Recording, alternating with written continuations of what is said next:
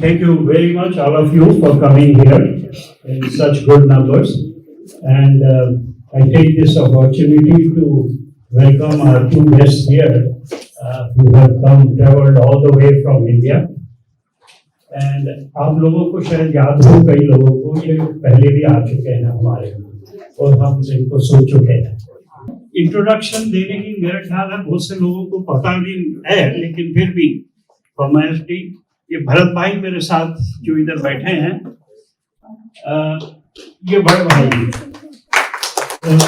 निशानंद जी जो है वो छोटे भाई हैं। और देखिए आयरनी के इंजीनियरिंग करने के बाद आपने ये स्पिरिचुअलिटी का रास्ता जो है उसको पे चलने का फैसला किया है 76 में, राइट। और छोटे भाई साहब ने भी बड़े भाई का फॉलो किया और नेक्स्ट ईयर इन्होंने भी उसी रास्ते पे चलने की कोशिश की। एंड मनीषानंद जी जो है वो एग्रीकल्चर में गोल्ड मेडलिस्ट हैं, राइट। तो इतनी पढ़ाई लिखाई करने के बावजूद इन्होंने ये रास्ता चुना जहाँ के ये they have been around the world, I think about 22, more than 20 countries, जहाँ पे ये spread कर रहे हैं कि how to live a blissful life, right? और आज भी जो इनकी टॉप का जो विषय है, देखिए हर इंसान की जिंदगी में ऊंच नीच उतार चढ़ाव आते रहते हैं, अप्स एंड डाउन्स। अब ये है कि क्या उन अप्स में और डाउन में आप खुश रह सकते हैं। आज इसी सब्जेक्ट के ऊपर अपने विचार रखेंगे ये, तो मैं ज़्यादा टाइम नहीं लेता हूँ आपके और इनके बीच में, और मैं आमंत्रित करूँगा कि आप प्लीज भरत भाई जी आप शुरू करें। Thank you. बैठ के करूँगा, चलेगा? हाँ, मैं आप सबको पहले हम कहाँ से आए वो इंट्रोडक्शन दे दूं। We met Dada Bhagwan in 1976. At that time, I was studying in my last semester of engineering. And when you listen the word Dada Bhagwan, you will think that somebody telling himself Dada Bhagwan. But in reality, his name was A.M. Patel, Ambalal Muljibai Patel. And in 1958, when he was traveling from Vyara to Baroda, at that time one has to travel by train only because the roads are not that good at that time. So he was waiting on Surat railway station to catch the another train for Baroda. So it was Surat railway station, platform number 3, and evening time. So he was having enlightenment, but naturally, without any efforts. Generally हमें क्या लगता है कि ज्ञान पाने के लिए बहुत मेहनत करनी पड़ती है, तो पिछले अवतार की होगी, but in this birth, without any efforts, but naturally, all the coverings were unveiled and the God within, भीतर के भगवान प्रकट हो गए। तो from that very moment, the body self and the pure soul both got separated. And he was continuously living in his pure soul state, completely detached from body form. तो कुदरती ऐसा हो गया, और क्या हुआ कि बाद में लोग आते थे उनके पास, he never gave any lecture, but people were coming and they were asking questions and he was replying. तो दादा भगवान को किसने पूछा कि आपको दादा भगवान क्यों बोलते हैं, तो दादा भगवान ने बताया था कि आपको ये जो दिखाई देते हैं वो दादा भगवान नहीं है, वो तो एम पटेल है। और जो दादा भगवान है 1958 में हमें जो ज्ञान प्रकाश हुआ, हमारे भीतर जो भगवान प्रकट हुए उनको हम दादा भगवान बोलते हैं, और वही दादा भगवान आप सबके भीतर भी है। फिर आगे क्या बताया कि हमें जो ज्ञान प्रकाश हुआ वो 360 डिग्री कंप्लीट हुआ, but because of the influence of this time, this era, influence of कलयुग, वो जो ज्ञान प्रकाश खुला हुआ मुझे डाइजेस्ट कितना हुआ 356 degree. So I am also worshipping the Dada Bhagwan within me to reach full moon state. समझा? तो दादा भगवान हम जो ऐसा पहली बार सुनते लगता है कि कोई व्यक्ति को बोलते हैं, it's not for any person, it's for the pure soul within the fully unveiled pure soul. तो ऐसे ये दादा भगवान की बातें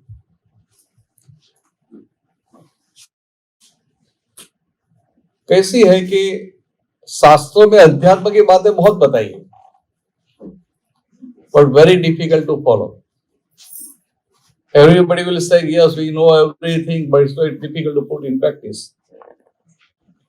तो दादा ने जो सारा जो कुछ भी बताया ने, he gave practical application, he gave applied science, means practical.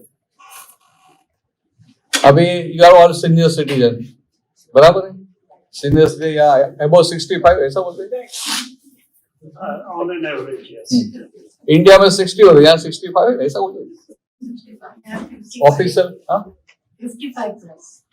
55 India में 60 वो आप कर रहे हैं।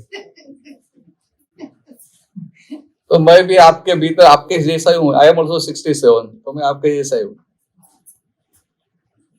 तो जो बताना चाहता था कि दादा भगवान इतनी प्रैक्टिकल एप्लीकेशन अप्लाइड साइंस के फॉर्म में सब देते थे। So when you read scripture it is very difficult to understand, and when you know ideally but to put into the practice is very difficult. तो ऐसे किसी ने बताया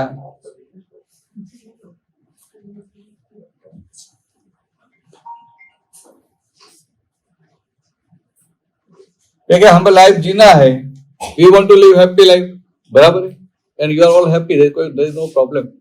you are all in Canada, यहाँ प्रॉब्लम क्या है? And you are all retired,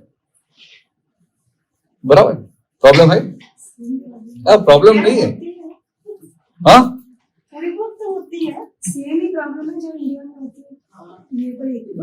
मैं क्या बता रहा हूँ कि प्रॉब्लम जो सबको प्रॉब्लम होती है उनको प्रॉब्लम नहीं बोलते। If only you have problem that it's a problem. सबकी एज बढ़ रही है, it's not a problem. Age के साथ कोई तो कोई बीमारी आती है तो सबको आती है, it's not a problem.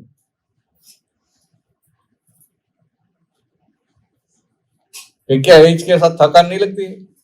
You will get tired, थोड़ा ज्यादा चलेंगे तो भी टायर्ड हो जाएंगे, ज्यादा काम करेंगे तो भी टायर्ड हो जाएंगे, मगर body will get tired, your mind must remain fresh all the time.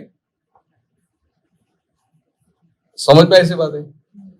और डॉक्टर क्या बोलते हैं, डॉक्टर को तो मुझे पता है, आयुर्वेद ऐसा बोलता है कि if your mind is happy you will not have any disease, and even if you are healthy but say your mind is sad, some problem is there, you are not happy, then even if you are healthy you are inviting disease from outside. तो सबसे बड़ा point क्या है कि you have to remain happy, your mind must remain happy go lucky in all type of situation. Now the main point, any situation is in your control. No situation is in your control. So you can't change the outer situation. But the way you're looking at this situation, that you can change and you can remain happy. So just let me give you one simple example. Say you are traveling from here to say Toronto by road. And when you reach Toronto, say your children are there, you are going there to meet them. So what they will say? Your mom, dad, you travel from all the way from Ottawa to here. You must be tired. So you first relax. Correct? And what we say? We also say yes, I am tired. So when you say yes, I am tired, your mind will immediately get more tired. But if you say the car has traveled, I was just sitting in the car, समझा? तो थकान किसको लगनी चाहिए? गाड़ी को लगनी चाहिए कि आपको लगनी चाहिए? इतने सिंपल है ना? आपको तो क्या बोलेगा, रास्ते में तो मैंने हाफे पे ऐसा उधर जाके टीम होटल में जाके कॉफी भी पिया. I really enjoyed. मैंने क्या काम किया है? तो ऐसा थोड़ा सा भीतर बदलते हैं ना, then also your mind will remain happy. और आपको थकान है ना, तो ऐसा 20% हो जाएगी. और आप बोलेंगे yes I am now it's a lot of traffic and this that problem, weather was not good, तो क्या होगा? आपकी थकान मल्टीप्लाई होगी. तो समझ में? Situation you can't change, outer circumstances you can't change, but the way how you look at the circumstances, that can be changed. And if you change that thing, you can remain happy. समझ में ऐसी बात है? मैं आपको दूसरी तरह से बताऊं, क्योंकि आज का टॉपिक हैप्पीनेस के ऊपर है, तो उसके रेफरेंस पे बात करें. एक भाई थे, वो दादा भगवान के पास आए and he was thorough gentleman and businessman. तो उनके बच्चे सब बिजनेस में लग गए थे. मगर इंडिया में क्या है कि 70 होता है तो भी रिटायर नहीं होते बिजनेस वाले. तो उसने भी अपना पूरा होल्ड रखा था, बच्चों को सौंप नहीं दिया था. होल्ड रखते हैं. इंडियन मेंटालिटी इसी कि बहू आते चाबी सौंप नहीं देते, अपने पास रखते हैं. ऐसा मेंटालिटी. तो क्या हुआ, बहुत पुरानी बात है, बिफोर अराउंड 70s.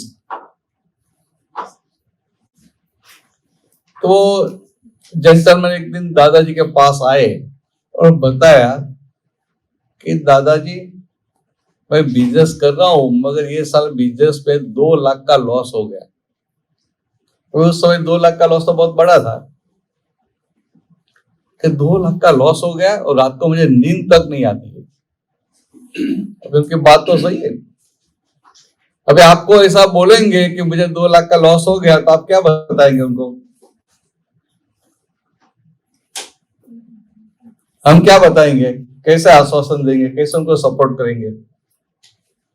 हाँ, आपकी किस्मत का नहीं था, चला गया.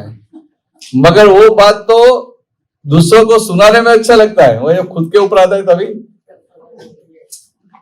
वो ज्ञान है, बात गलत नहीं है, मगर वो ऐसा ज्ञान है कि जो खुद को फिट नहीं हो, दूसरों को हम परोसते हैं एक समझने के लिए. दादा वन को बताया कि आपको 2 लाख का लॉस हो गया, ओके, बट आप कितने पार्टनर हैं? तो बताएगा हम 2 पार्टनर हैं. तो अच्छा, तो 2 पार्टनर, तो आपका लॉस कितना हुआ? तो 1 लाख का. आपके पार्टनर के 1 लाख का, फिर पता कि आपके फैमिली मेंबर्स कितने हैं, तो कि मेरे तो हम वी आर टोटली 5 और उनके भी टोटली 5 है, बराबर, हस्बैंड वाइफ और 3 बच्चे थे और वो भी बड़े हो गए थे। तो दादा बताया कि आपके जो फैमिली मेंबर्स है, तो when you are doing profit from that money they are enjoying, हाँ वो तो एंजॉय करते हैं, तो अभी लॉस आया तो उनको भी उनका सेल दे देना चाहिए, समझ में? तो फिर आपके पार्ट में कितना लॉस आया? 20,000 1 लाख एंड 5 फैमिली मेंबर्स 20,000। अभी जो आदमी को 2 लाख का लॉस है, कर सकता है, इतना बड़ा आदमी है, उनको 20,000 तो कोई हिसाब ही नहीं है, उनको भीतर रहेगा को मुझे 20,000 का ही लॉस हुआ है, I have official right to worry for only 20,000, बराबर है? ऑफिशियल राइट कितना है आपका? 20,000 के लिए you can do worry, you can worry, मगर 1 लाख का 2 लाख के लिए वरी करते हैं वो। अभी देखो हालत कैसी हो जाती है कि घर के वो 5, उधर के 5, पार्टनर के 5, 10 लोग हैं ना, all 10 people will worry for 2 lakhs। तो हम कितने लाख की वरी करते हैं? We worry for 20 lakhs. Actually, you have right to worry for 20,000. तो हम मूर्ख नहीं बनते? अजय ख्याल में हम कितने मूर्ख बनते हैं? इतनी सीधी बात भी हमें समझ में नहीं आती है, और जब समझ में आएगा मेरे पास में 20,000 है तो with full driving force you will work, you will do business, and वो कवर भी हो जाएगा। तो दादा भगवान ऐसे सब प्रैक्टिकल एप्लीकेशन बताते थे कि यू मस्ट बी प्रैक्टिकल। हम बोल देंगे कि हमारे पीछे का हिसाब है, बात गलत नहीं, 100% करेक्ट है, 100% करेक्ट है, इट्स नॉट रॉन्ग, मगर जो बात हम बोलते हैं हम खुद मानते नहीं है, वो बात काम की क्या है? So something is some truth is there. You are telling everybody truth, but other people they don't accept your truth. तो आपके truth की वैल्यू क्या है? आपकी बात सत्य है मगर जगत स्वीकार नहीं करता, उनकी वैल्यू कहां है? आप तो मन में मानेंगे नहीं मेरी बात सही है, मेरी बात सही है। तो दादा ने बताया आगे कि if you want to live happy life, तो फैमिली में तो बेशक पहले क्या होना चाहिए कि पहले तो जॉइंट फैमिली था, सब कुछ था, अभी धीरे धीरे न्यूक्लियस फैमिली हो गया।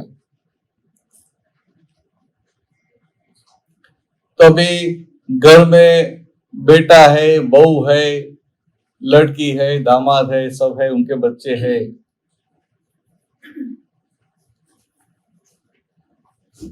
तो घर में सभी का व्यू पॉइंट सेम हो सकता है, बट सभी का व्यू पॉइंट सेम नहीं होता है, हस्बैंड वाइफ का सेम नहीं होता है, तो सबका कहां होगा? आप सोचेंगे मुझे अभी भी और कुछ बिजनेस करना है, अभी भी कुछ ऐसा मुझे रिस्क लेना है, कुछ नया डेवलप करना है, और आपका बेटा, 2 बेटे होंगे, एक बोलते हाँ रेडी करते हैं, दूसरा बोलते नहीं करना है, नाउ यू गेट रिटायर्ड, आप आराम से जियो, एंजॉय करो लाइफ को, ऐसा बोलेगा। तो सबके व्यू पॉइंट अलग नहीं होते, और हम अनहैप्पी क्यों होते हैं? Because we have insistence of our own view point, हमारे खुद के व्यू पॉइंट का आग्रह, and not only that, because of that we can't understand, we can't visualize other person's view point, and when we can't see other person's viewpoint, it's not possible to adjust with that person, and when you don't adjust you will be unhappy. तो कितनी simple बात है। तो in this world every person is having different viewpoint, and you can't tell anybody's viewpoint wrong, because by his viewpoint he is always right. आपको कभी ऐसा लगता है कि आप गलत है? मुझे हाँ के ना तो बोलो। उन्होंने ना बोला बीच में पूछने का, मगर हाँ के ना तो बोल सकते हैं। हम जो सोचते हैं, हम जो मानते हैं, our व्यू पॉइंट, वो कभी भी गलत हो सकता है? सबको ऐसा ही लगता है, नो आई एम 100% राइट, और सामने वाला मुझे समझ नहीं पाता है। But what is the meaning of view point? View point means it's a view point, means it may be correct, may not be correct. View point का मतलब ही ऐसा है, it's your view point, so it may be correct, may not be correct. तो आपका view point है वो गलती हो सकता है, फिर भी हमारा उनके प्रति आग्रह हो जाता है। We have insistence for our own view point. और फिर दूसरा हम क्या करते हैं, हमारा व्यू पॉइंट सबके ऊपर डालने का प्रयत्न करते हैं। We want to drive everybody as per our own viewpoint. फिर प्रॉब्लम, फिर झगड़ा तो होगा ना। तो दादा वो ने क्या बताया कि जब आपको आपके खुद के व्यू पॉइंट का आग्रह चला जाता है, तो आपको जागृति में रहेगा कि oh it's my view point. और when you have no insistence for your own viewpoint, means you are broad minded, you are open minded, you will be able to see, you will be able to understand other person's viewpoint. और जब आपको सामने वाले का view point समझ में आएगा, then it will be very easy to adjust with that person. आप सबके घर में पोता पोती होता है कि होता है? छोटे बच्चे, ग्रैंड किड्स है कि नहीं है? तो ग्रैंड किड्स के साथ आप कितना एडजस्ट हो जाते हैं? होते कि नहीं होते? हाँ या ना तो बोलो, सिंपल बात है। सब हो जाते हैं। वो नोटी है तो भी हो जाते हैं। मानो बच्चे नोटी है तो भी हो जाते हैं, और बच्चे आपको सोने नहीं देते तो भी हो जाते हैं। आनंद होता है। वो बच्चे बोलेंगे दादा दादा, दादी दादी, नाना नानी, तो अंदर कितना आनंद होता है। एक्चुअली लाइटली बताओ, आनंद नहीं होना चाहिए, क्योंकि वो तो अभी ऊपर जाने का सिग्नल गिर गया। ग्रीन सिग्नल होगा ऊपर जाने के लिए। When somebody is telling you grandfather, grandmother, इसका मतलब कि ऊपर जाने का सिग्नल, ग्रीन सिग्नल हो गया। Now be alert. ये तो समझने के लाइटली बता रहा हूं। हमें अलर्ट नहीं होने का कि अभी जो भी थोड़ा बहुत टाइम बचा है, तो हमें ऐसी कुछ विजन प्राप्त कर लेने की है कि हम सुखी रहे और सबको सुखी करें। We remain happy and we make all who comes in our contact, वो सबको हम सुखी करें। ऐसा तो होना चाहिए। तो ये ऐसी बात है कि एडजस्टमेंट लेने का ही नहीं हमें। तो आपको पता है कि why we can't take adjustment?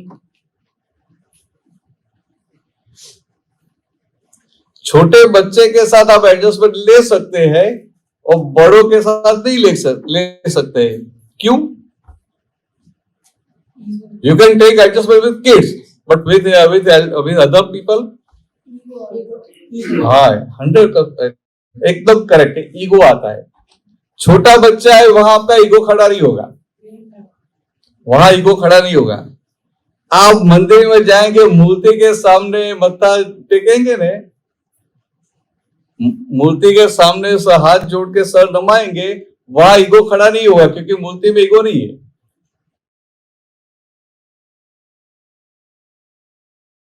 नहीं होता है, मूर्ति के सामने ईगो खड़ा नहीं होता है। छोटा बच्चा है, उनका ईगोइज्म डेवलप नहीं, तो वहां खड़ा नहीं होता है। पर दूसरे जो बड़े हो गए, तो वहां उनके ईगोइज्म के साथ आपके ईगोइज्म की टकराव होती है। अभी ऐसा कुछ संजोग हो गया, तभी हमें वहां एडजस्ट होने का है। एडजस्ट का मतलब क्या है कि you have to adjust with that person. Means you have to adjust with the viewpoint of that person. और जब हम उनके व्यू पॉइंट के साथ एडजस्ट होते हैं उस समय सही गलत देखने का नहीं होता है। जनरली क्या होता है, हमें लगता है कि आई एम राइट, तो ऐसा पकड़ के बैठ जाते हैं कि सबको दुखी कर देते। कभी कभी ऐसा होता है कि हमें लगता है कि आई एम 100% राइट, तो फिर हम एडजस्टमेंट नहीं लेते तो सामने वाले को दुखी कर देते। पर ऐसा नहीं है कि आप राइट है मीन्स सब ओके है। से यू आर ड्राइविंग कार और ये फ्राइडे नाइट है, लेट नाइट कुछ आप ऐसा पार्टी में जा रहे हैं और बाई चांस ऐसे गए और सामने रॉन्ग साइड से कार आ रही है, वो ज्यादा पी लिया है, तुमको थोड़ा ध्यान नहीं रहा तो रॉन्ग साइड से आ रहा है, तो आप क्या करेंगे? You are right, you are on your track, you are in your speed limit also, you are right, so what you will do? You will go on driving. Exactly. तो उस समय हम क्या करते हैं, उस समय हम सामने वाला राइट है कि रॉन्ग है वो देखते ही नहीं है। We don't see the other person is right or wrong, we only look only one thing, how to avoid accident. समझ में? ऐसा घर में भी हमें राइट रॉन्ग नहीं देखने का है, जस्ट एडजस्ट। फिर कितने साल साथ में रहने का है? मानो कि हस्बैंड के साथ में रहेंगे, कितने साल रहेंगे? 40 साल, 50 साल। बच्चों के साथ रहेंगे तो 50-60 साल बाद में। तो क्या 50 years के just for 50 years you can't adjust? आपको ब्रह्मा का आयुष्य है ना, 50-50 लाख साल तक रहने का है, 5 मिलियन ना जीवन जीने का है, तो आप सोचेंगे ठीक है भाई अभी इतना लंबा है तो भाई एवरी टाइम तो मैं एडजस्ट नहीं होऊंगा। मगर आपको मैक्सिमम कितने साल तक रहने का है और कितने घंटे तक रहने का है?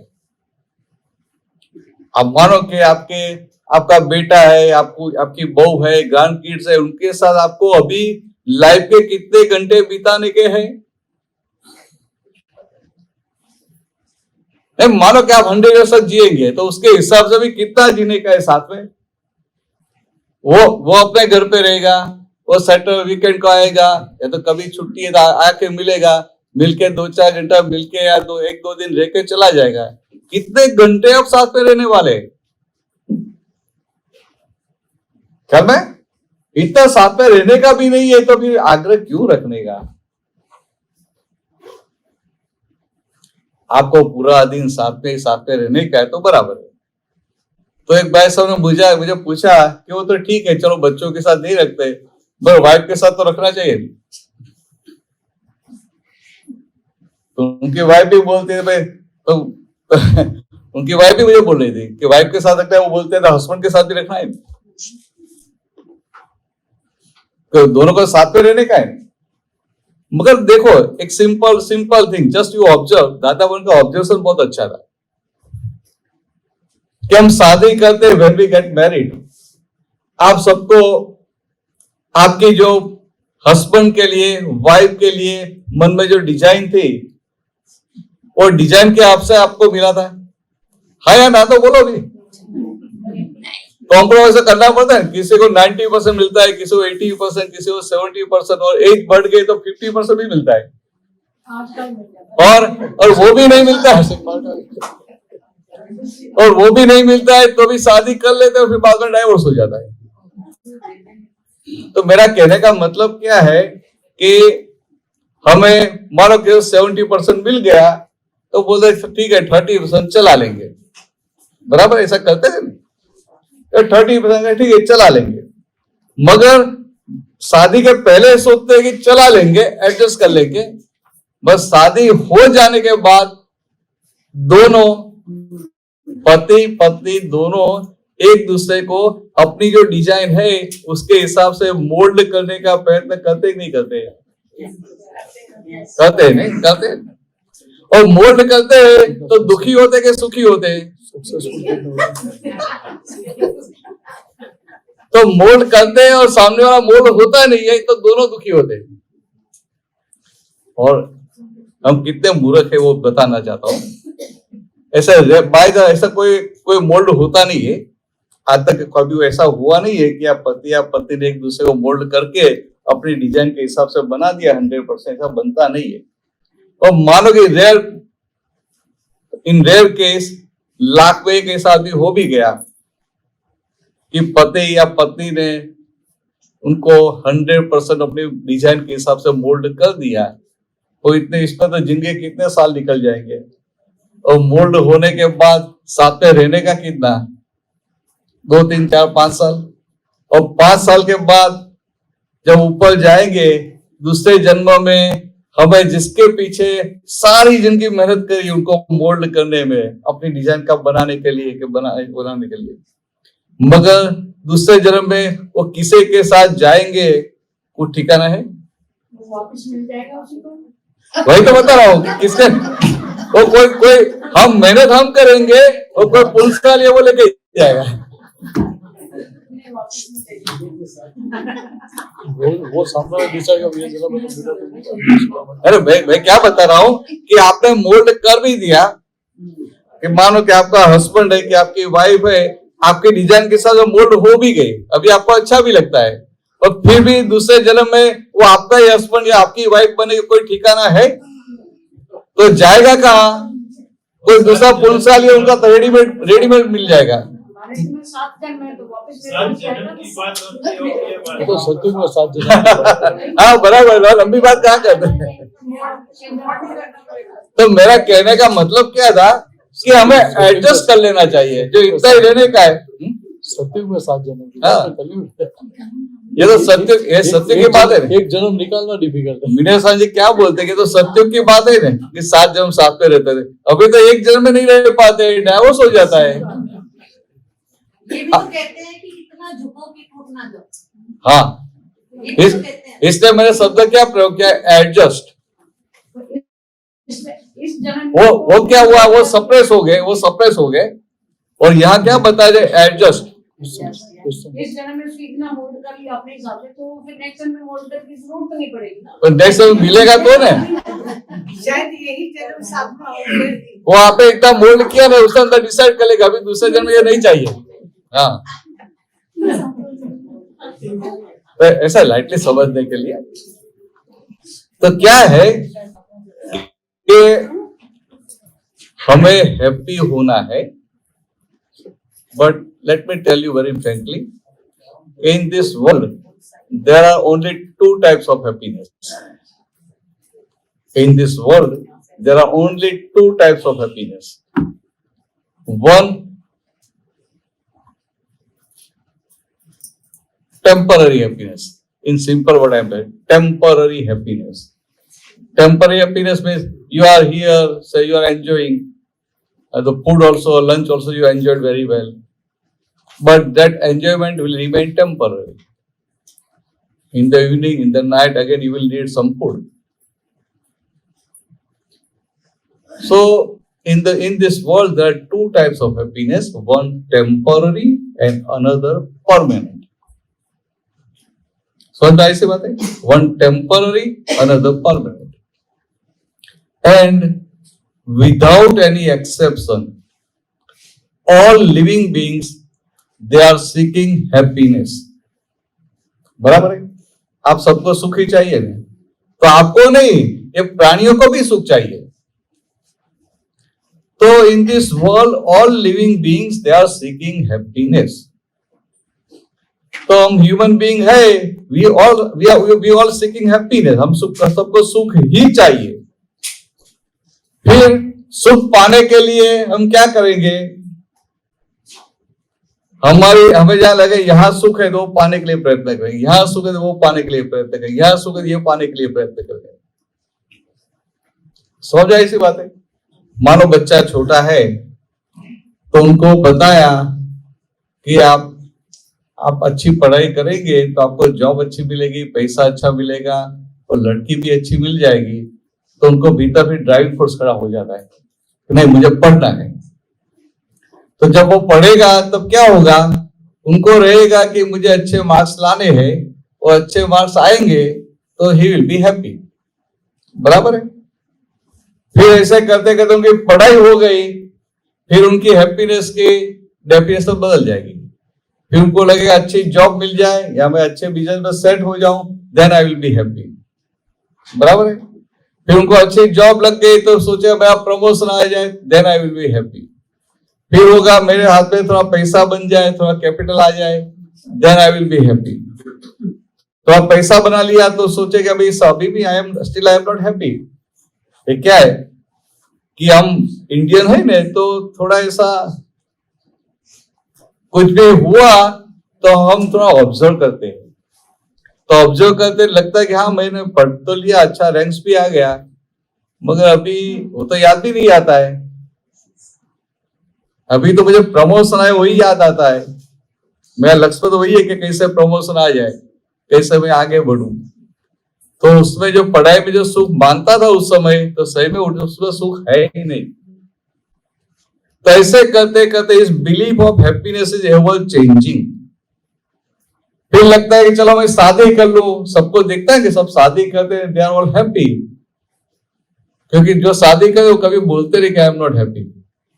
बच्चों को बोलते हैं आपके आई एम नॉट हैप्पी, नहीं तो बच्चे भी शादी नहीं करेंगे।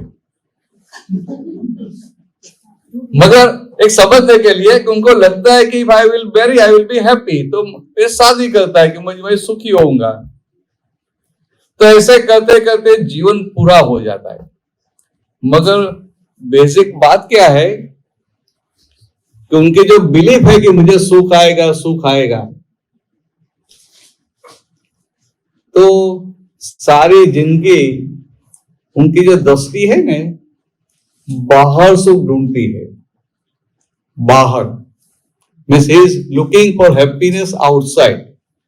और बाहर क्या है? Outside all material is there, so is looking after materialistic happiness. बराबर, हम भौतिक सुख बोले, भौतिक सुख के पीछे भागते हैं, और उसमें गलत भी नहीं है क्योंकि उनको दूसरा दिखाई नहीं देता है। मगर इन रियलिटी ये भौतिक सुख, ये मटेरियलिस्टिक हैप्पीनेस, वो सही में हैप्पीनेस है ही नहीं। तो आप सोचो भाई कैसे मानने का हैप्पीनेस नहीं है? आनंद तो आता है। तो मैं आपको एक एग्जांपल दूं कि मानो दो फ्रेंड्स है, वो लॉन्ग ड्राइव के लिए गए, कंट्री साइड गए, और दोनों को भूख लगी है, कुछ आता नहीं है। कंट्री साइड गए तो कुछ आता नहीं है। फिर ऐसा तो लेट, रात को लेट भी हो गया, तो सब उधर तो कंट्री साइड में सब बंद हो जाता है, तो बंद हो गया था।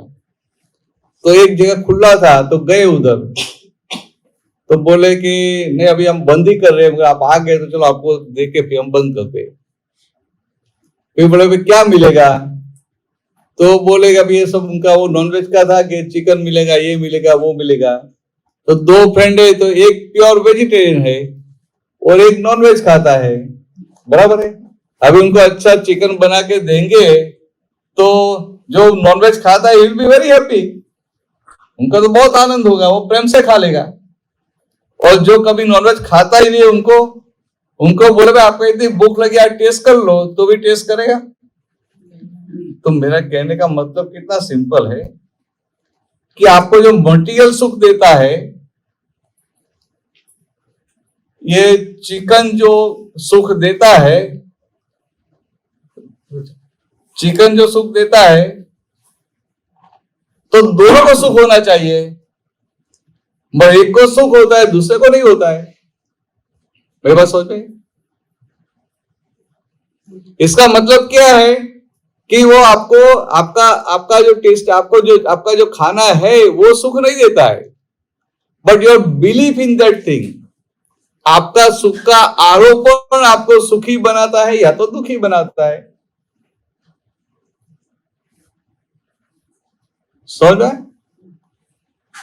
The material is not making you happy or unhappy, but your own belief in that material makes you happy or unhappy. तो हैप्पी होना तो कितना करने का अभी? Just change your belief and you will be happy. समझ रहा है? Just change your belief and you will be happy. तो चेंज बिलीफ तो कैसे बिलीफ कैसे चेंज करेगा वो आपको बताओ। कि मानो आपको चाय बना के दिया, कहीं गए आपको चाय दिया और आपकी टेस्ट की चाय अलग है और वहां जो दिया वो अलग है। उसने आपको अलग चाय दे दिया, आप उनको एकदम कम शक्कर के दिया और मिल्क भी नहीं है, तो आपको दवाई जैसी लगेगी। समझ में मेरी बात कर रहा हूं। तो मैं इंडिया से आया तो मुझे तो कैसे चाहिए, बॉइल टी चाहिए, तो वो भी मिल्क डाल के बॉइल किया हुआ। हाँ, तो कड़क और मीठी, ज्यादा शुगर वाली। और तो आपके घर पे होगा तो अभी बाहर नहीं रहे। तो क्या हो जाता है, कैसे चाय आ गई, अभी मैं सोचूंगा ये तो मेरे टेस्ट की चाय नहीं, तो कैसे पीऊंगा, ये तो दवाई जैसी लगेगी। तो क्या होगा, मैं चाय पीऊंगा and still I will be unhappy. तो मुझे उस समय मेरे मन के साथ डील करना पड़ता है। मेरे मन को मुझे बोलना पड़ता है कि भाई ये चाय मीठी है, ये चाय अच्छी है, ये चाय टेस्टी है। समझे? और मन को ऐसा मोल्ड करना पड़ता है, और मन ऐसा समझ गया, then you will be happy. Compromise. हाँ, कॉम्प्रोमाइज, सही बात है। मैं मन के साथ डील करके मन को कन्विंस करना पड़ता है। And if you can convince your mind, you will be happy. हम दूसरे को कन्विंस करते, छोटे बच्चों को कन्विंस कर लेते, दूसरों को कन्विंस कर लेते, मगर अपने खुद को ही कन्विंस नहीं कर पाते। कैसा आश्चर्य है, इट्स रियली सरप्राइज। हम दूसरों को कन्विंस कर पाते, खुद के मन को कन्विंस नहीं कर पाते। तो ऐसा सिंपल प्रयोग करने का, मन के साथ बात करके बोलने का कि देखो अभी चाय आ गई है और चाय ऐसी है। ये तो मैंने ऐसा बताया, पर आपको रिवर्स बताऊं कि आप फिक्की चाय पीते हैं और जो चाय आ गई उसको शुगर ज्यादा है, तो क्या करने का? अरे पीना है तो थोड़ा नहीं, मैं जितने भी पीता है थोड़ा प्रेम से पी लो। आपको डायबिटीज नहीं है तो प्रेम से थोड़ा पी लो। मगर क्या हम क्या बोलते हैं, नहीं ये हम एडजस्ट नहीं होते हैं। क्या हम एडजस्ट नहीं होते हैं? जितने एडजस्ट हो गए आप सुखी हो। Adjust everywhere. If you can adjust at all places, at all time, you will remain happy. Nonveg के साथ कैसे एडजस्ट करते? हाँ, ना वो बराबर, अच्छी बात है, अच्छा प्रश्न है, अच्छा कि भाई नॉनवेज खाते हैं तो वहां कैसे एडजस्ट होने का? तो वहां क्या बोलने का, मन को क्या बोलने का कि देखो आप ऐसे फास्टिंग करते हैं, तो आज कुदरत ने आपको फास्टिंग करने के लिए सहयोग दिया है, तो उनका लाभ ले लो। हाँ, इस तरह से एडजस्ट होने का। एडजस्ट का मतलब ये नहीं कि आपको खाने का है। हाँ, आप हाँ बराबर, you are just changing the belief, और आपकी बिलीफ सही हो गई, then you will be happy. कई लोग मीठे की आलू डालते हैं, मीठ वो खा ले, आलू तुम खाओ। वो बराबर है, तो ठीक है। एक्चुअली क्या है, मैं बताऊं आपको कि you can make whole world vegetarian, बराबर है, मगर ये नियम कैसा है कि जो वेजिटेरियन खाते हैं ना, उनके मन के रिवॉल्यूशन फास्ट होते हैं, और नॉनवेज खाते हैं तो रिवॉल्यूशन थोड़ा स्लो होते हैं। क्या मैं आपको बताऊं, जो नॉनवेज खाता है ना, रेगुलर नहीं खाता है, उनको पूछना कि जिस दिन वो नॉनवेज खाते हैं उस दिन भी थोड़ा डल रहता है, ये जागृति डीम हो जाती है। वो तो नॉनवेज की बात कहां करते हो आप? अरे जिस दिन आप आलू भी ज्यादा खाएंगे ना, वो रिवोल्यूशन लो हो जाएंगे, रिवोल्यूशन ऑफ माइंड। अपने इंडियन है, उनके रिवोल्यूशन ऑफ माइंड बहुत फास्ट होते हैं, मगर ये खाने में पता नहीं है क्या खाना चाहिए क्या नहीं खाना चाहिए, तो रिवोल्यूशन लो हो जाते हैं। यहाँ के जो लोग हैं ना, उनके रिवोल्यूशन अपने इंडियन जितने फास्ट नहीं है। but they are successful because they follow system. और हमारा रिवोल्यूशन फास्ट है, so we are looking for the shortcut by breaking the system. मानो कि हम गाड़ी चला रहे हैं इंडिया में, तो हम सोचेंगे कि रेड सिग्नल हो गया, आपके आसपास में कोई नहीं है तो चलो निकल जाते हैं, पुलिस नहीं है तो निकल जाते हैं, बराबर है। तो हम सिस्टम को ब्रेक करते हैं। अभी सिस्टम को ब्रेक करते हैं, then we have to remain lot more alert. हमें पूरा अलर्ट रहना भाई, राइट में से कोई नहीं आता है, लेफ्ट में से नहीं आता है, और मैं जिससे हम गलत तरीके से जा रहा हूं ऐसा दूसरा भी कोई आ सकता है, तो उनको बहुत अलर्ट रहना पड़ता है। और यहाँ ड्राइविंग करते हैं तो जस्ट यू से green light and go ahead, कुछ सोचने का, कुछ देखने का कि कोई दूसरा गलती करेगा, ऐसा भी सोचने का ही नहीं। Means you are simply following system, तो आपको माइंड को अलर्ट रखने की जरूरत नहीं होती है, इसलिए माइंड धीरे धीरे डल हो जाता है। ये समझ देखिए यार, जो बोलने का नहीं है, तो आपको बता रहा हूं।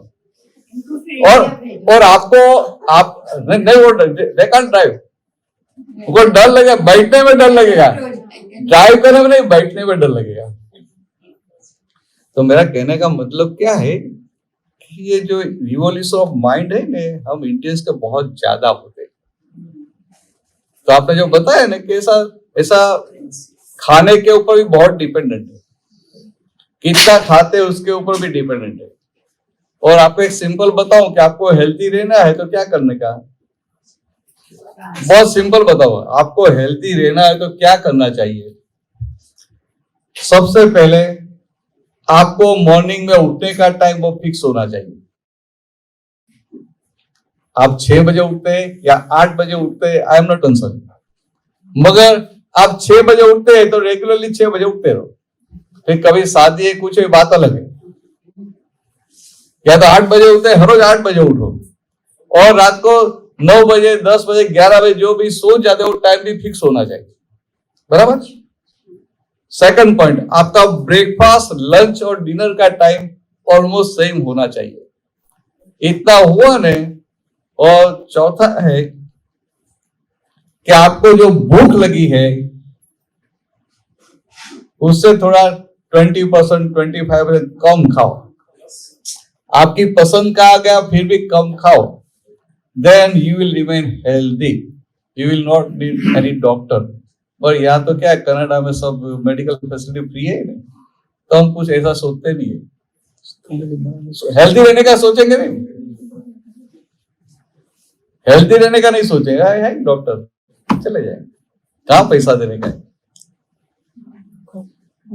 मगर ये बहुत समझने जैसा है। तो आपका approach, how you take that situation. मानो कि हमें कभी फीवर आ गया, तो फीवर आया तो हम क्या बोलेंगे, तो मुझे टेम्परेचर है, मुझे टेम्परेचर है, मुझे टेम्परेचर है, चलो ये हम पैरासिटामोल बोलते हैं यहाँ, हाँ, ये ले लो, वो ले लो। एक्चुअली क्या है, जब बोलते हैं कि मुझे बुखार आया है, उसके साथ साइकोलॉजिकल इफेक्ट होती है। और रियलिटी में देखो तो बुखार के कॉजेस तो पहले से हो चुके हैं, you put the causes before, but now the effect is coming. तो एक्चुअली बुखार आया है कि बुखार जा रहा है, निकल रहा है। क्या मैं बुखार आया है कि बुखार निकल रहा है, तो अभी निकल रहा है, समझे। तो ऐसा इस तरह से आपकी ये जो विजन थोड़ी चेंज करेंगे ना, तो you will even very happy. और बुखार निकल रहा है, अच्छी बात नहीं, अच्छी बात है, बहुत अच्छी बात है। अरे मानो किसी को फ्रैक्चर हो गया, और फ्रैक्चर हो गया और 1 महीने के बाद भी आप उनको मिलने के लिए जाएंगे तो क्या करेंगे। या तो सब रिपोर्ट नहीं देते, इंडिया में सब रिपोर्ट पेशेंट के पास होता है ना, तो आप उनको मिलने के लिए जाएंगे ना, तो नीचे से वो एक्सरे निकालेगा, आपको बताया देखो ऐसा फ्रैक्चर हुआ, ये हुआ है, वो हुआ है। अरे भाई मुझे कुछ पता नहीं चलता है, उनको दिखाने में इंटरेस्ट होता है, ख्याल में उनको दिखाने नहीं, आप देखो देखो देखो यहाँ क्रैक है, इतना हुआ, अभी इतना महीना, ये डॉक्टर बहुत अच्छा था, अभी अच्छा हो जाएगा। और रियलिटी में देखो तो जब फ्रैक्चर होता है, दादा वन की बात सुनने जैसे, दादा वन ने क्या बताया कि जब आप गिर गए, जब मैं गिर गया तब फ्रैक्चर हुआ था। और कुदरत का नेचर लॉ कैसा है, फ्रैक्चर होने के साथ ही और जॉइंट होना शुरू हो जाता है, हीलिंग शुरू हो जाता है, इमीडिएटली नहीं होता है। किसी को भी फ्रैक्चर हुआ तो हीलिंग होने का, जॉइंट होने का तुरंत शुरू हो जाता है। फिर 6 वीक के बाद वो कंप्लीट हो गया, बस शुरू तो तुरंत हो जाता है नहीं। फिर भी हम 1 महीने के बाद क्या बोलते हैं, मुझे फ्रैक्चर हुआ था, मुझे फ्रैक्चर हुआ था, मुझे फ्रैक्चर हुआ था। क्या होगा, वो साइकोलॉजिकल इफेक्ट होगी और आपको ज्यादा सफर करना पड़ेगा। पर हाँ, बट नहीं, सफर करना पड़ेगा। टाइम तो लंबा हुआ नहीं, होता अलग बात है, मगर आपको वो भोगोटा आएगा, सफरिंग इतना ज्यादा आएगा। और ऐसा इतना ही बोलते हैं कि वो तो 1 महीने पहले हुआ था, अभी तो ऑलमोस्ट सब हीलिंग हो गया है, तो क्या होगा, योर सफरिंग विल रिड्यूस। तो ऐसे छोटी छोटी चीज में इस तरह से अप्लाई करने का। हाँ, मेरा ख्याल है सबको हाँ कुछ ना कुछ पूछना होगा। हाँ, तो 1 minute. Thank you so much. बहुत अच्छी और काम की चीज आपने बताई, जिसकी कि हम उम्मीद भी कर रहे थे। तो सबसे पहले तो मैं एक चीज की माफी मांगना चाहूंगा, इनकी माता जी भी साथ है, मैं पहले इंट्रोड्यूस कराना भूल गया फर्स्ट टाइम में, तो आपसे माफी मांगता हूँ। तो अगर किसी को कुछ पूछना है तो आप बारी बारी करके हाथ खड़ा करते हैं, तो आई विल इनवाइट यू। हाँ रेनू, आप पूछिए, लीजिए, आप लीजिए। एक सवाल है कि मैं कोई भी नया काम शुरू करती हूँ, उसमें विघ्न जरूर आता है, तो उसको कैसे handle? Take it as a challenge. कितने सालों से ये चल तो क्या प्रॉब्लम का है, कितने साल आएंगे, 100 ईयर्स ही आएंगे, बाद में तो आने वाला नहीं है। 100 our life span is 100 years, तो बोलते हैं 100 ईयर्स आएंगे, ज्यादा तो आने वाला नहीं है। मगर क्या है, एनी वर्क यू स्टार्टिंग और आपको लगता है उसमें ऑब्स्टेकल आते हैं, एक्चुअली कैसा होता है कि एक कर्म फल में ऐसा होता है,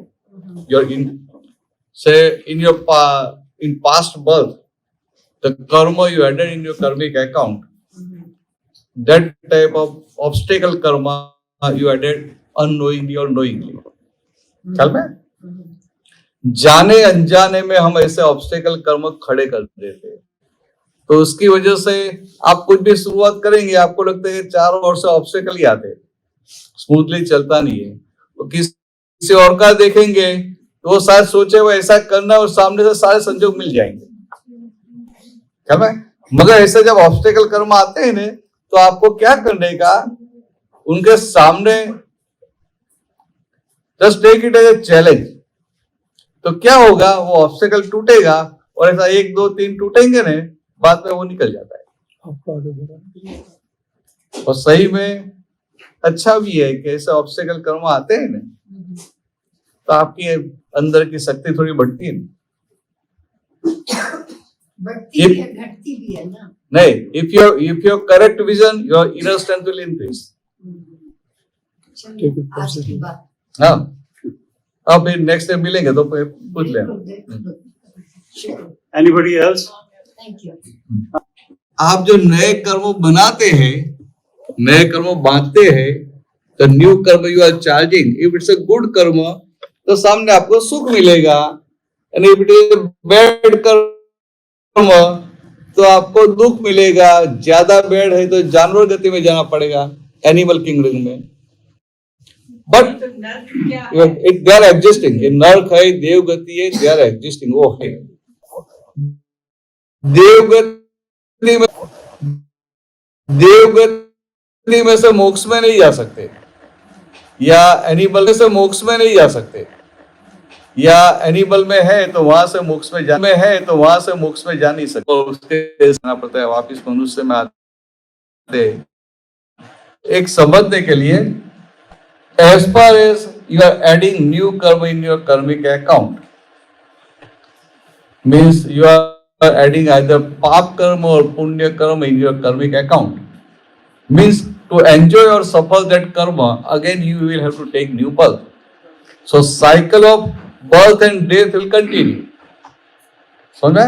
मगर हम सनातन धर्म में मानने वाले हैं, तो what is the ultimate goal of our life? To realize our true self. समझा?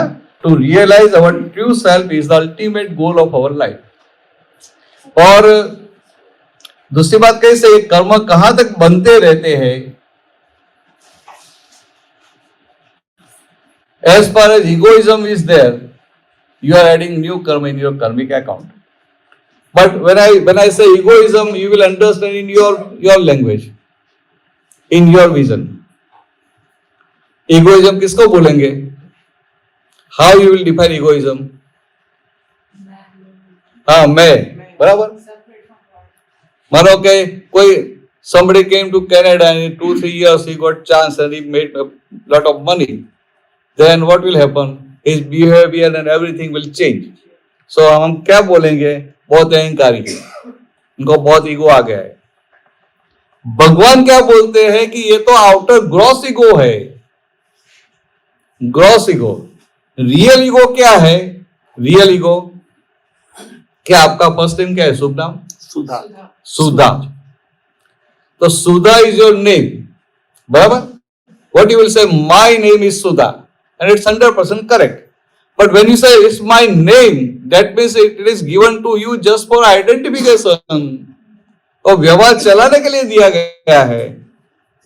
कोई बैंक में अकाउंट कैसे खोलेंगे, मकान कैसे लेंगे? तो जस्ट फॉर आइडेंटिफिकेशन आपका व्यवहार चलाने के लिए दिया हुआ नाम है कि सुधा. और सुधा की जगह दूसरा कुछ देते वो मान लेते थे. सुधा जी की जगह चंदा दे दो तो चंदा मान लेते थे, मोना दे दो मोना मान लेते थे. ख्याल में? तो वो तो आपका नाम है. और when you say it's my name, then who are you? Soul. Soul is 100% right answer. मगर सोल है बोलने से चलेगा? आपकी बिलीफ में क्या है कि मैं सुधा हूं? ख्याल में? मानो आप यहाँ सब जा रहे हैं और आपके आगे आपकी 2-3 सहेलियां जा रही है और बात करेगी, अरे सुधा जी, अरे सुधा उनकी बात ही मत करो, बाहर से अच्छी दिखाई देती है, उससे बहुत टेक केयर करना. तो आपको लगेगा मैंने उनको इतना हेल्प किया, मेरे लिए ऐसा बोलती है, होगा कि नहीं होगा? तो आप आत्मा है, सोल है कि सुधा है? तो आप सुधा जी हो गए. समझे? मीन्स ये शास्त्र पढ़ के सुन के हम जस्ट बोलते हैं कि हम आत्मा है, मगर रॉन्ग बिलीफ वो फ्रैक्चर नहीं हुए. बिलीफ में क्या है कि मैं सुधा जी हूं. बिलीफ में क्या है? मैं सुधा जी हूं. तो इन सिंपल वे आपको बताऊं कि मैं सुधा हूं, आप सही में है ही नहीं, मगर अभी आपके बिलीफ है. इसलिए वो कैसे बिलीफ है? Wrong belief. इट्स अज्ञान मान्यता. और वो भी कैसे? First wrong belief. Because if this wrong belief is existing, then another so many wrong beliefs, subordinate wrong beliefs will pop up. Like I am 65 years old. मैं ये गांव की हूँ, मैं इतने साल से कनाडा में रहती हूँ, मैं इतनी पढ़ी हूँ, मैं इसकी वाइफ हूँ, इसकी डॉटर हूँ, इसकी सिस्टर हूँ, इसकी आंटी हूँ, इसकी फ्रेंड हूँ, बहुत सारी. मैं वो सब दूसरी कब लगेगी? मैं सुधा हूं, वो फंडामेंटल रॉन्ग बिलीफ है तभी. ख्याल में? तो इगोइज्म किसको बोलते हैं? कि आप सही में जो है वो भगवान ने इगोइज्म बताया. आप अपनी सही सीट पे नहीं बैठे, किसी और की सीट पे बैठ गए, that is egoism. So I, capital I into inverted comma, I with my all belongings, my body, my देह, ऐसा बोलते हैं ना. बिलोंगिंग्स में से गर्भ हो तो ठीक है, वो तो बाहर का है, मगर मेरा मन नहीं बोलते. तो आई विथ माई इज जीवात्मा, इज गॉड. सिंपल. तो आपको कितना करने का है जीवन में? Just you have to fracture your wrong belief and set the right thing. इतना सिंपल आध्यात्म है. आध्यात्म मीन्स आत्मा के परमानेंट हैप्पीनेस. तो दादा भगवान की बात ये थी कि उनको सूरत के रेलवे स्टेशन पे जो ज्ञान प्रकाश हुआ, मुझे प्रसंग याद आ गया और वो मैं कभी भूलता नहीं हूँ।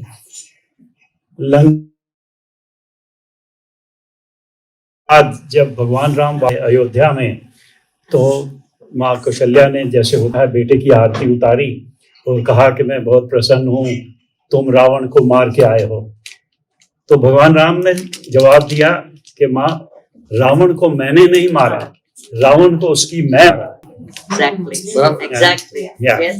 तो वो मुझे आपकी बातों से भी याद आ गया, प्रसंग याद आ गया कि ईगो जो है वो आदमी को खत्म कर देती है। एनीवे, कोई और किसी के कुछ नया Chandra? You talked about enlightenment हाँ, and how Swamiji got enlightenment as he was staying in the station. Now, only a predestined person gets it. But if you work towards it, would you ever get it? Because you're not predestined to get it. just let me tell you in a very simple way. That state of being means you want to achieve egoless state. Correct? That's the ultimate. Yeah, achievement. correct. Means you want to achieve egoless state. And then you ask me, what shall I do to achieve that state of being? Means you want to achieve egoless state with the help of egoism. How it is possible? You understand? Yeah. The very simple thing. But whole world they believe that to achieve this state, we have to put some efforts. Without doing, how we can get it? But in spirituality का मतलब क्या है? आत्मा के सन्मुख होना. At present, your vision is extrovert, and when it is turned 180 degree, it becomes introvert towards आत्मा. So just you have to change your vision. दूसरा कुछ करने का नहीं है. तो ये जो आपको पता है ये डेस्टिनी है, तो क्या ऐसा नहीं है डेस्टिनी है तो बराबर है, तो कितने जन्मों की ये उनकी भावना होती है कि मुझे ऐसा कुछ प्राप्त करना है, ख्याल में ऐसा कुछ प्राप्त करना है. और दो तरीके से है, डेस्टिनी भी होती है and there is one other word, grace. Grace, कृपा. कृपा. तो आप देखेंगे अर्जुन की डेस्टिनी थी? डेस्टिनी नहीं थी. अर्जुन को जो दिव्य चक्षु मिला ने वो कृपा थी. नहीं ख्याल में आपको? she doesn't understand much of Hindi, Not so much, kripa but I is can. Grace. Grace, I say grace. grace. You say Arjun got divine vision, you know that thing? But when he got divine vision, after so much interaction, actually in the battlefield of Kurukshetra, Arjun, when he saw all they are all my relatives, my friends, my guru, my pitama, so he thought if I kill them, then how I will be happy. So because of attachment, Mamata, attachment, ये मेरे है, they are mine, मेरे है, उनको विषाद खड़ा हो गया. विषाद, the first chapter of Gita, विषाद योगा. विषाद means sadness in mind. Then he put his Gandiv Dhanusya on the floor of the chariot, and Krishna was there. So he asked Lord Krishna. He started asking question to Lord Krishna. Now, when he asked first question, at that time Lord Krishna was knowing that even though I will answer him correctly and in full depth, he is not going to understand. He was knowing, but still, because he is Lord, So he gave all the answers sincerely and heartily. But what happened? Pariprasena means repeatedly asking question. Say he asked one question, Lord Krishna replied. Then again he have another question. He will ask another question. Then again Lord Krishna will reply. So that way, all the gyan, all the knowledge came out. Like Bhakti Yoga, Karma Yoga, Jnana Yoga, Sankhya Yoga, Jnana Vijnana Yoga. But it was the luck of the Arjun that unknowingly he said, Mate Muda. Mate Muda means now my intellect is blunt and I can't understand anything. Sometimes Lord Krishna explained everything. But Arjun reached to that state, that point that his intellect become blunt. It has a capacity, it has a limitation. You see, our intellect is limited. That you understand? Intellect is always limited. Lord Krishna wants to give him infinite knowledge. And Arjun was trying to understand that infinite knowledge with the help of his limited intellect. And how it can be possible with his finite knowledge? Finite intellect. So, when he said, now my intellect is blunt, at that time, Lord Krishna, उनके ऊपर कृपा उतारते, gave him divine vision with grace. So when he got that divine vision, तो पहले क्या हुआ था? First, Arjun was seeing with these eyes. Hindi we say चमड़े की आंख, with these eyes. So when you see with these eyes, what you can see? You will see all these senior citizens, but you will see their packing, their body form, packing, not the material within. But when Lord Krishna gave him the divine vision, that divine vision penetrated the packing and reached up to the pure soul within that packing. Means at that time, Arjun was able to see packing and the material within. Understand? Then he realized, oh, I was telling him that I don't want to kill anybody, but this packing is already, packing जो है वो जड़ है, चेतन नहीं है. The Chetan, the Chetan is not living, the Chetan is the pure soul within. तो उनको realise हुआ कि अरे मैं तो मरे हुए को नहीं मानने का अहंकार कर रहा था. तो ऐसा हुआ तो उनको हुआ कि ओ हो तो अभी तो क्या करने का. तो उनको at that moment he realized that Krishna, before he was believing that Krishna is my cousin, my friend, my Sathi, like that. But then he realized that Krishna is not Krishna, but Krishna is God. And then he surrendered. Nasto moha smriti labdha karisya vachanam to tabhi aata hai. So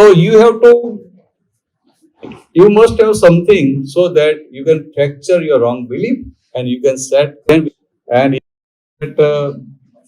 grace. Then grace anytime. Thank you so much. There's only one question. Ji doctor साहब पूछिए आप. I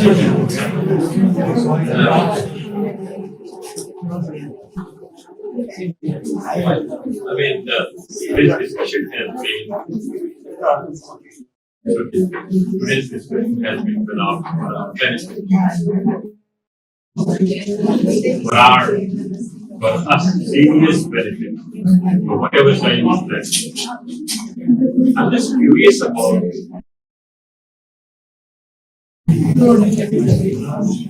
living in. This is the most important thing for grandkids. If you can give our culture, is the most important thing. Your money, education, that is not helpful. But if you can realize them about our culture and the our goal, our spiritual goal. That is the most important thing. तो मैंने जो बताया ना अभी कि ये सुधा जी तो आपका नाम है, आप खुद कौन है, कि रॉन्ग बिलीफ को फैक्ट सेट करना और राइट बिलीफ को सेट करना, इट्स अ वेरी इंपॉर्टेंट। और वो पहले आपको खुद को करना पड़ेगा, बाद में उनको बता सकते हैं। As far as your wrong belief is not fractured, how you can help other? तो वो वहां तक नहीं जाते, but at least the value of our culture, if you can teach them. Our culture क्या बोलता है? Simple बता दो. Even if we can teach them that in the morning, whatever time you wake up, first you pray to God, the God you believe, that oh God, give me strength so that I do not hurt any living being in this world by my thoughts, by my speech, or by my action. And then you determine within, you resolve within that during the whole day I don't want to hurt any living being. तो क्या होगा? His action in the mother nature is that I don't want to hurt any living being.